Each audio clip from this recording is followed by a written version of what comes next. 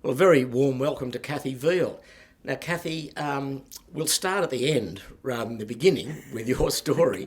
But Yeah. the women crew, two-handed to Hobart, the first women to compete and finish the two-handed division in the Rolex Sydney Hobart race. But I want to take you to 18 minutes to midnight, 2022, New Year's Eve. Yeah. Your little boat, Currawong, 99 boats had finished, and along comes Currawong to an absolute hero's reception to coincide with New Year's Eve, but a lot of it was for you. What were your feelings then? It was amazing. First of all, on the boat, the wind was just fading to nothing, and we were really struggling to get across the line. You couldn't even see the finish line because of all the flashing lights around, and we only knew we'd actually finished when we heard people cheering. But I was just really trying to keep the boat off the rocks and moving forward. And we had been told there were one or two people there for us, but we crossed the line, and then straight away someone said, "There's a fireworks barge in front of you, don't hit it." And all of a sudden it was just like walking in or sailing or drifting into a movie set. It was just such a contrast from the 5 days with just two of us on the sea, and all of a sudden it was just, where am I? And then I could hear people chanting, Currawong, and I was in tears. It was just I bet. But, huge. that reception is normally reserved for the line honours winner. And, it was one of the biggest receptions ever. And, I mean, you were there. It was all about you, really. And it just happened to be New Year's Eve. Yeah, With, 5 minutes to midnight, basically. Yeah. What a wonderful Yeah. finish it must have been, and thrill for Yeah, you. yeah, But anyway, it we'll was. come to that race a Yeah. bit later, the whole Okay, race, and get yeah. the story. So where does the Kathy Veel story begin? When did you get involved with sailing, and where did you grow up? Yeah, well, I was born in Melbourne, and the family moved to Sydney, but a long way from the ocean or anything. And I got into sailing when my boyfriend's father had commissioned an S&S 34 to be built, and this was in 1970. So they were the hot boat there after Morning Cloud winning the Hobart. And we used to go down and watch the build of the boat, and eventually it got launched. And then it was really just family cruising on Pittwater on this beautiful boat. And that was where I really learned that I loved sailing, and that was when I started to get some skills. And did you do any racing at that early stage? Not really, except for one, which still sits in my memory, and that was there was a squadron cruise up to Lake Macquarie and a race around the lake, and I got to race on Caprice of Huon with Gordon Ingate. Wow, wow. Yeah, so that was probably my first yacht race. Well, not a bad boat and a skipper to start with, that's for sure. That's No. for sure. Well, that must have been a thrill for you at that time. Yeah, it sure was. Yes, Yeah. So then, how was your journey after that? Well, after that, that relationship ended. Let's say I made a lot of mistakes with the relationships and I sort of then thought, well, what's something that I really love doing? I'll put that front and centre and let the rest of my life unfold around that. So I bought a little 24-foot timber yacht, and I'd been reading everything, particularly about single-handed sailors, people like Robin Lee Johnson and Naomi James, and basically I felt that I wanted to sail a little boat a long way was what I Why? had in mind. I don't know. I still don't, still don't quite know why, but I need to. But no, really, with a boat, I think it's the independence and the freedom that come with that. It's a small enough space and object that you sort of feel like you can get your head around it. Because I understand that you need to know all the systems and all about the boat, and starting off with a small boat that I could manage was a good way to go. And so I've always sailed my own boats since I started. That was back in the very late 70s that I started doing that. Where did you go on the little 24-footer? Did you go far and wide? Or? Broughton Island was as far as I sailed it, and given that it was pretty much an open boat and had a tiny little petrol engine, And I look back now and think, how did I get away with that? But she was a very sea-kindly boat. And that's from Sydney to Broughton Island? Yeah, it was, yeah. And then after that? After that, I got a bit fed up with spending weekends on the boat and then being at home and going to work, and I thought, I want a boat I can live on. And a couple sailed this beautiful little Harrison Butler double-ender into Castle Craig Boat Shed, which is where I was based. And I just said to them, have you brought that here to sell it? And they said, oh, well, not quite yet. But a year later, I bought that boat. So I moved from a 24-footer to a 25-footer. Right. Little steps. And I did live on her, but she was a really tough boat. She'd sailed across the Tasman and up to Fiji, and I thought she was the boat I was going to sail a really long way on. And then I met my husband. So there's a slight deflection there, and we did a lot of cruising on that boat. So was he a sailor? He'd grown up sailing on really home-built dinghies and boats on Pittwater, and he'd sailed on square riggers, and his real passion is tall ships. Right. And he's an artist. You know, he's very much land-based. He's a landscape painter, so extended periods of time on a boat isn't what he wants to do, and he'd never want to go and adopt the cruising life. But he sails, and we had some really good times just up and down the New South Wales coast in that boat. On that little 25-footer? Yeah, yeah. And we hadn't known each other long when we went on a cruise up to Queensland, and we always reckon that the sort of 3 months of that was about equal to 10 years of marriage. And were you working at this stage, or did you? Oh, yeah. In what profession? I was an art teacher. Okay. Yeah, for 40 years. Right. Yeah.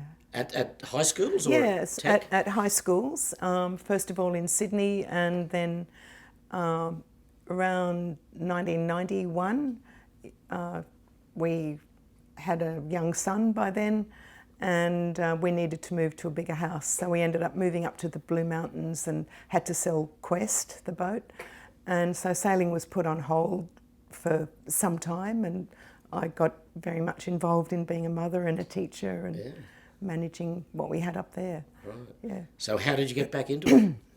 Well, I always knew there was unfinished sailing business, and so Jeff, my husband, and I went down to the Wooden Boat Festival in Tasmania, and sitting right there was a boat that I had admired a lot when I was living on board Quest, and it had been built by a friend of mine, another New Zealand boat, and I came away at the end of the weekend owning a boat in Tasmania. Expensive trip. It was, yeah. And what was that boat?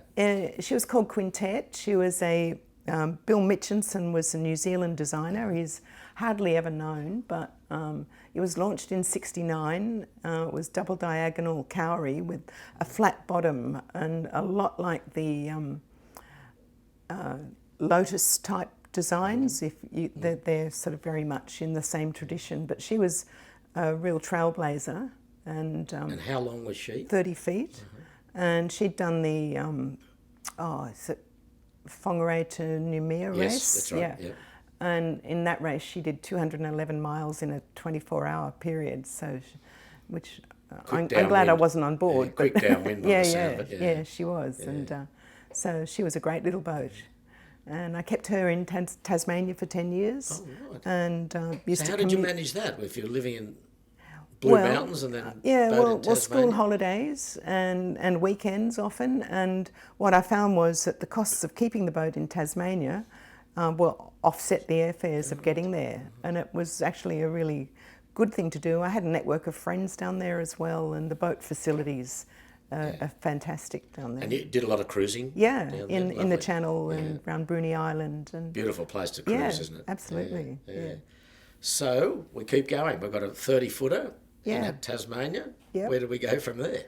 Okay, I guess the next thing is when I retired from teaching, which was the end of 2013, and which is earlier than I should have retired if I'd been financially very sensible, but I didn't want to just get too old to do other stuff.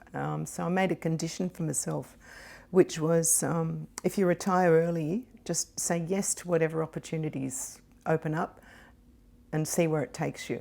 And what that turned out to be was sailors with disabilities. I'd been aware of them since really they started. And there was a little ad in a float magazine for an orientation day. So I I went down and told them about myself, saw what they were doing, and was asked then if I would run one of their programs And was in that Tasmania. here at the CYC or in Tasmania? Well, that was here at the CYC, Yes. but the first program that I got involved with was in Tasmania, and I found myself in charge of 54-footer and crew and all our clients. So I was on a really steep learning curve, but it worked. I was up to it, it turned out. Well, that must have been a tough thing to do.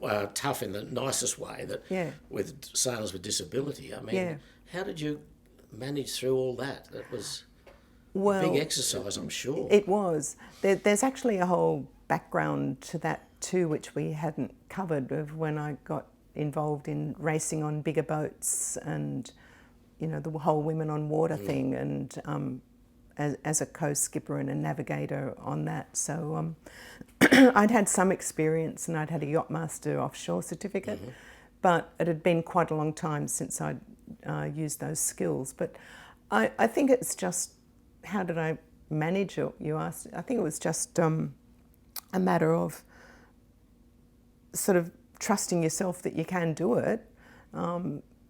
I sort of think I've always been the sort of person that'll jump into the deep water and then figure out how to swim. Yes. No, so far I haven't drowned, but just that, and every experience just gives you the more skills and more confidence to carry on. And I guess there's great satisfaction in doing something like that. Oh, and unbelievable benefits, certainly, and the people that you meet for a start. Working with people with disabilities makes you really reassess your own life and your attitude to it and what you prioritise, and then the volunteers. So that one of the things that I sort of knew might happen was that I didn't want to just join a yacht club, but I wanted something where there was, I don't know, a little bit more of a real humanity or something about it. Yeah. And you then did a Hobart race with the all-girl. Did you do an all-girl? I did. Crew? Yeah, that was actually quite a way before that. That was in 1989. Yeah. And what boat was that on? It was one of the old ragamuffins, which had done the Admiral's Cup. It was then called Otago, and we chartered it, and through our sponsorship, the Bell Helicopter Company, it raced as Bell's Long Ranger. That's right. So that was all girl? That was all girls. That we were actually the second ever all women crew to ever do the race. And where do those crew members come from? Where did you get all those girls? Yeah, well, that was interesting. There were 4 of us who got together in a meeting, and I knew one of them, she knew another, and who knew another. But we'd all done different aspects of sailing, and thought, well, let's have a go at doing an all-women crew in the Sydney Hobart. And at that stage we had no boat, no crew, no money. But we just, I don't know, we managed to pull it off through fundraising. We attracted quite a lot of potential crew, and had to select from who we had, and got enough money through our fundraising. We got a little bit of sponsorship, and finally 6 weeks before the race we had a yacht to sail. So and you finished the very race? Intense. We did, yeah. We got there, and we were pretty proud of ourselves. And what was your role on the boat? My role, I was 2IC on the boat, yeah. Right. And then was there another Hobart race shortly after that? Yeah, there was, yeah. So Women on Water went on and did they did a number of Hobarts and organised other regattas. But in 1992, then we had sponsorship from Telecom, and we sailed as Telecom Mobile Net. And the yacht we had was Nadia 4, which is beautiful, Far 40. And Techie Dalton, who owned her, was a great supporter. And Kerry Gouge was the skipper. And that was all girl again? That was all girl. And I was the navigator on that trip. And there were 2 all-women crews in the race that year. The other one was Ella Bachet. That's right. Yeah, with Adrian Carlin and Vanessa and all the rock stars. But we got there first. So the all-girl theme was coming through then. I mean, yeah, it was. Yeah. For me, part of that, I'd been the navigator on a crew full of blokes, and I was teaching at an all-boys high school, and then spending weekends racing with all these guys on this boat, and that was all right. But you really did have to, put up with a lot of the language and the sledging and everything, which I felt uncomfortable about. I was navigator on Doctor Who, and I really had to prove my ability, and have the skipper actually trust what I was doing. That took a while, but in the end that was good. And he actually then put me in charge of the boat for delivery back from Southport, and so that was really my first go running a big boat like that.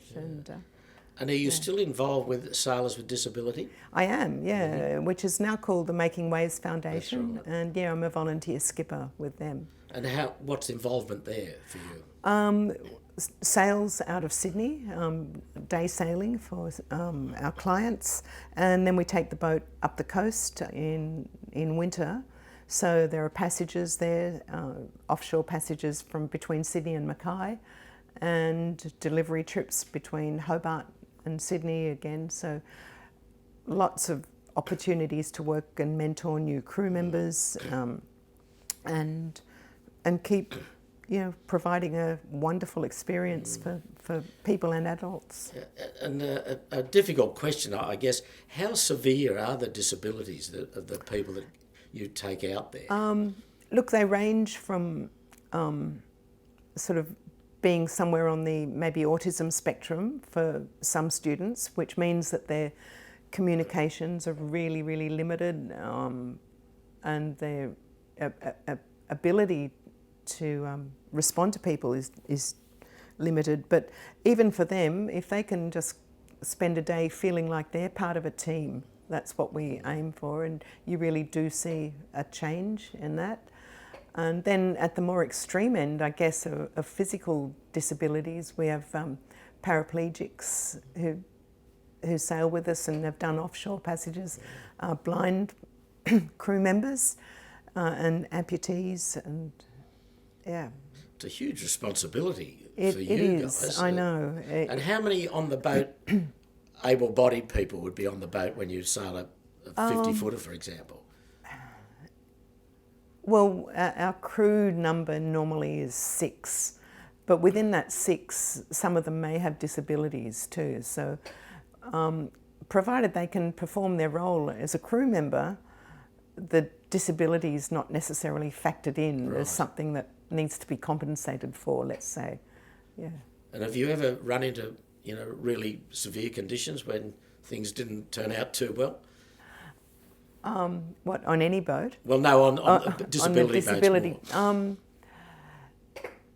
Yeah, not really. We keep a fairly safe arena on the Pretty boat, well managed, and I've not had any nasties in that regard. Right. We had some heavy weather coming back from Hobart a couple of years ago, but that was fine. Everybody coped on that. So, and what other before last year's Hobart race? What other Hobarts have you done? Just those 2 with Women on Water. So last year was my 3rd. Right. Yeah. And have you done any cruising? Have you done much? I have cruising? actually. Yeah. I've done in my own boat some cruising, and then with friends I've sailed from Sydney to Vanuatu and Thursday Island to Darwin. So sort of 1,500-mile passages, and I love it. I just love being at sea. So. Yeah.